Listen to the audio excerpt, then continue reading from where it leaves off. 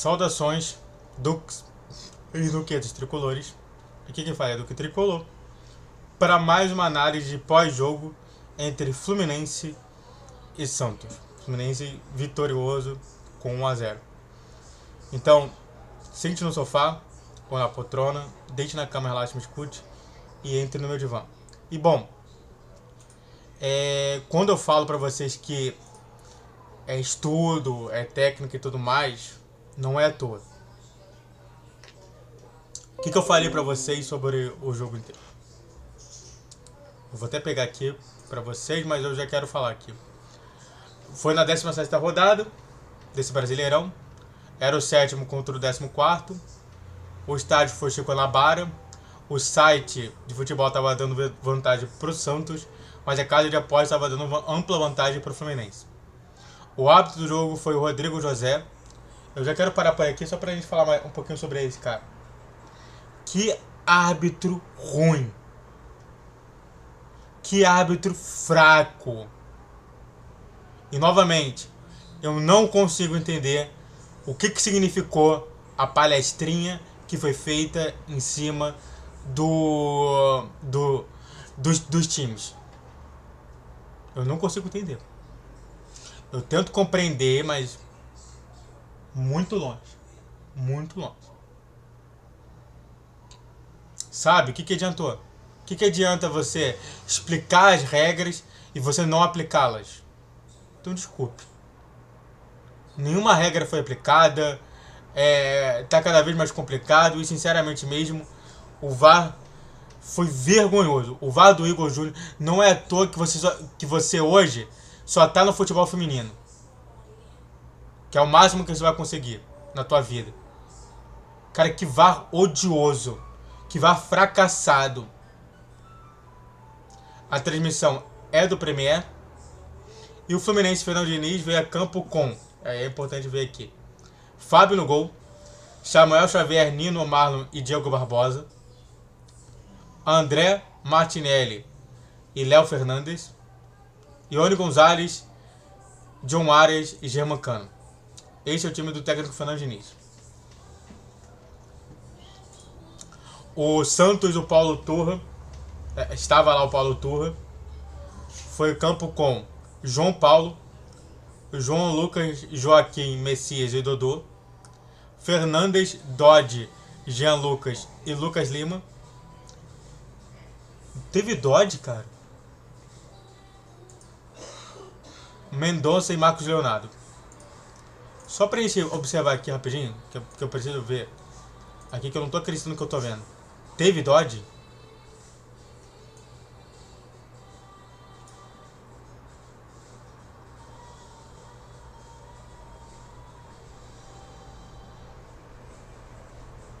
Pô, eu não percebi o Dodge ali não, mas deixa eu ver aqui. Teve o Dodge sim. Teve o Dodge sim. Interessante, né? Estranho, mas interessante. O Júlio Furque tava na reserva, que era o candidato ali. Então, calma, que eu preciso procurar aqui uma coisa importante. Mas se inscreve no canal. Faça o triplo Z que é curte, comente, compartilhe. Redes sociais na descrição desse vídeo. Vídeo todos os dias 10, 12 e 20 horas. Pix na tela e vamos falar mais sobre esse jogo aí. Eu tô procurando aqui pra vocês falarem que o Duque não sabe de nada. O Duque é um fracassado. O Duque é o cara que não sabe das coisas. O que eu falei pra vocês? Pré-jogo do Fluminense e Santos. O perigo do contra-ataque. Eu falei pra vocês sobre essa questão do contra-ataque.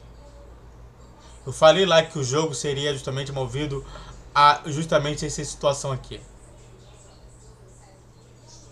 Não é à toa que isso daí vai acontecer. Dito isso, no primeiro tempo o Fluminense foi superior, mas me deixou com uma incógnita maior. Que é claro que o Fluminense jogou no primeiro tempo inteiro com 4-4-2. Um esquema que não é normal para o Fluminense.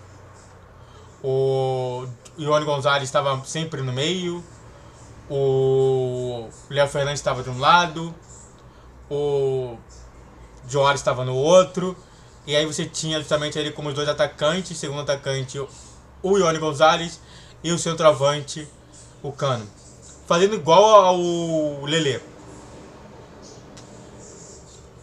que diversas vezes está melhor como segundo atacante quando tem o Cano também ali.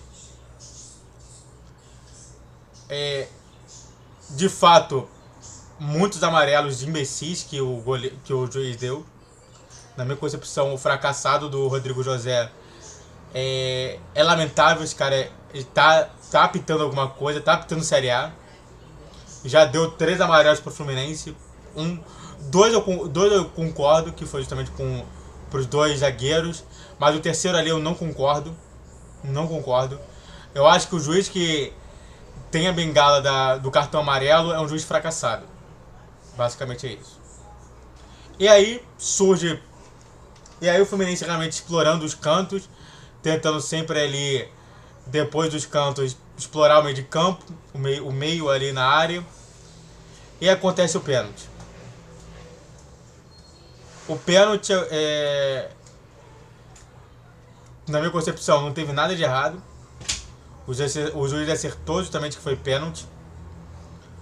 Mas tem uma coisa importante, que foi justamente a questão do que o Diniz informa. E o que eu comentei? Diniz versus Diniz. O Diniz me falou que tem uma hierarquia de batedores de falta. O primeiro é o Ganso, depois você tem o Cano, depois você tem o John Arias, e aí você me deixa bater o Léo Fernandes? Não faz sentido. Acontece o pênalti, Léo Fernandes na bola, ele chuta muito mal e o goleiro agarra, fazendo com que o Fluminense não fizesse o primeiro gol. Tem algumas pessoas que me perguntam sobre: mas e o amarelo? Era pra dar amarelo? Não era pra dar amarelo. Segundo as regras que é colocada, você já tem uma punição grande que é do pênalti. Você dá um amarelo é muita coisa. Eles até falam lá que a diferença justamente é essa, né? Se você fez a falta antes da pequena área, aquilo ali era pra cartão amarelo. Mas já que foi feito na pequena área, não é.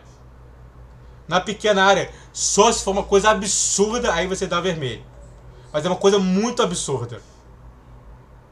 Fora disso, é sempre reduzido a 1. Se aquela falta era para cartão amarelo, reduzido a 1 é para nenhum cartão. Sempre toda hora explorando os cantos.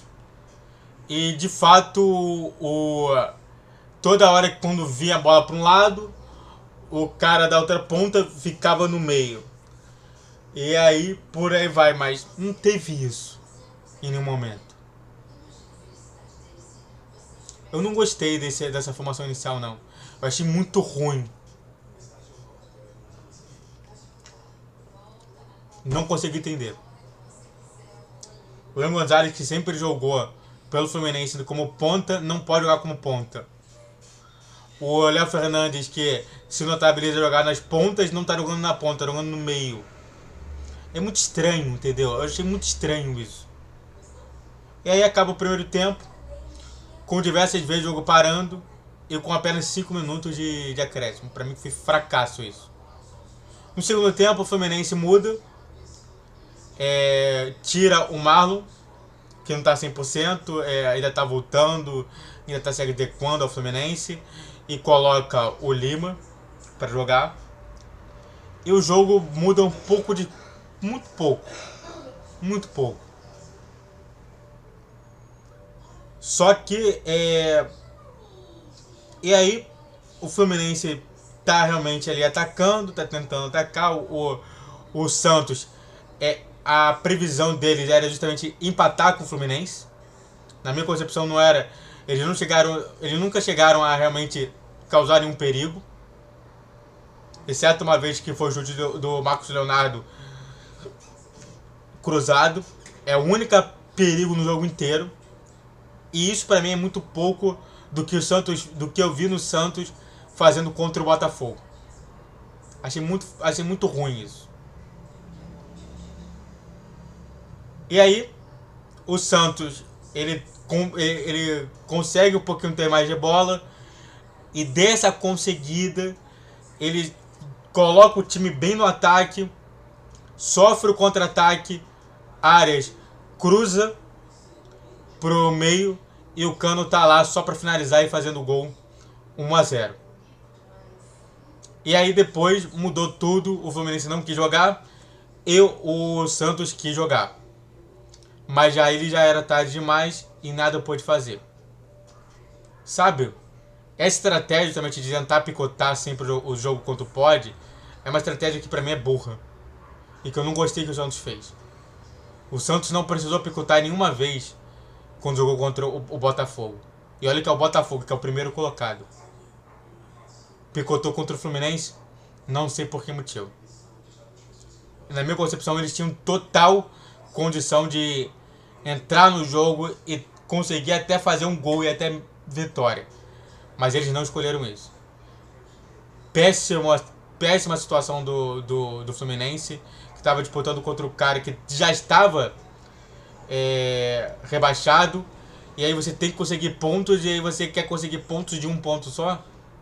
Onde que você aqui precisa de 3 para ficar mais tranquilo? Muito triste. Muito triste. Dito isso, melhor do jogo, Nino. Não foi nem o Cano, pra mim foi o Nino. Que diversas vezes conseguiu mandar na área e conseguiu realmente fazer boas jogadas. Pior do jogo foi justamente aquele que perdeu o pênalti, o Léo Fernandes.